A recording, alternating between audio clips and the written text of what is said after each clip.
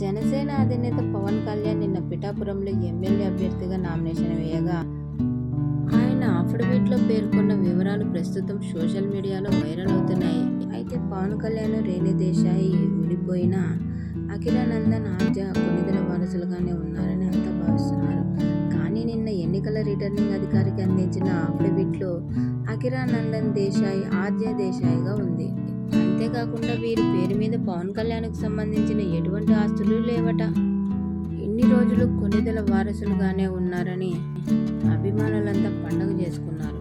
అయితే ఈ అఫిడవిట్లో ఇలా పేర్కొనడంతో పవన్ కళ్యాణ్ అభిమానులకు షాక్ ఇచ్చారనే చెప్పాలి.